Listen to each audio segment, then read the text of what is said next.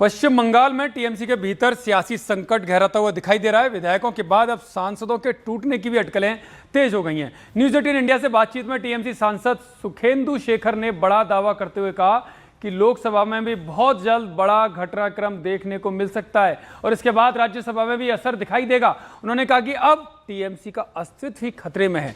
बातचीत में सुखेंदु शेखर ने यहां तक कह दिया कि वो मानसिक तौर पर इस पार्टी में नहीं और साथ ही एक भविष्यवाणी ये भी कर दी कि अब पार्टी के सिंबल और नाम को लेकर बड़ी कानूनी लड़ाई होगी।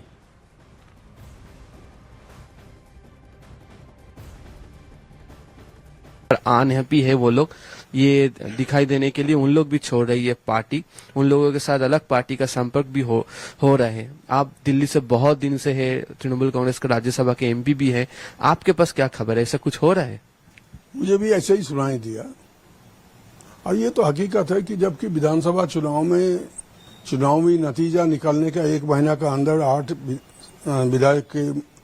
विधायक में से 60 विधायक अचानक अलग गुट बना लिया और उन्होंने नेतृत्व के खिलाफ बयान भी देने लगा, तो इसका असर लोकसभा में या राज्यसभा में नहीं होगा, ऐसा तो नहीं हो सकता है।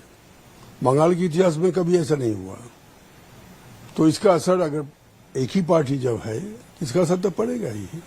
और मेरे पास 2-4 सांसद, कुछ पत्रकार लोग भी आप जो बोल रहे हैं वही बता रहे हैं कि बहुत जल्दी कुछ होने वाला है।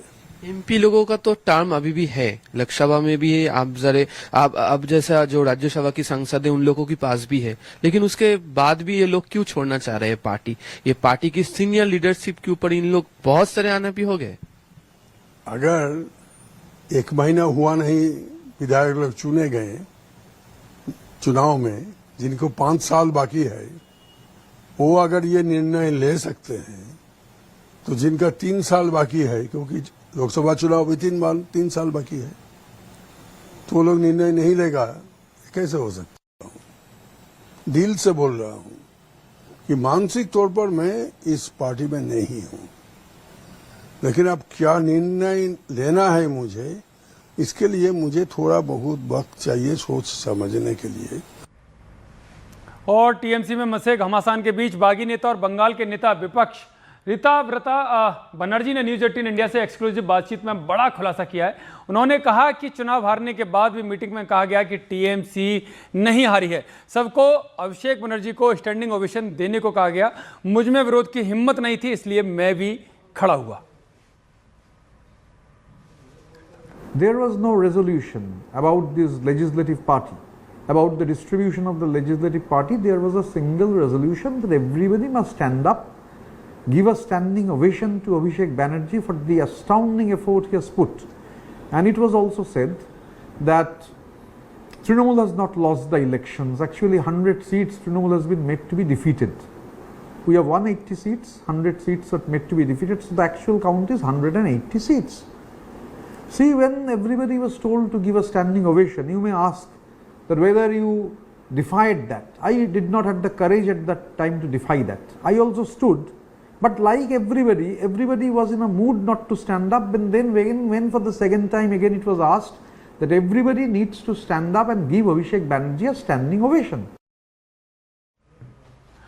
इस बीच खबर है कि पश्चिम बंगाल के कमरहाटी में टीएमसी विधायक मदन मित्रा पर अंडे फेंके गए हैं। बताया जा रहा है कि विरोध प्रदर्शन के दौरान लोगों का गुस्सा फूटा और उन्होंने मदन मित्रा पर अंडे फेंक दिए, जिसके बाद भारी हंगामे के बीच सुरक्षा कर्मियों ने मदन मित्रा को बाहर निकाला।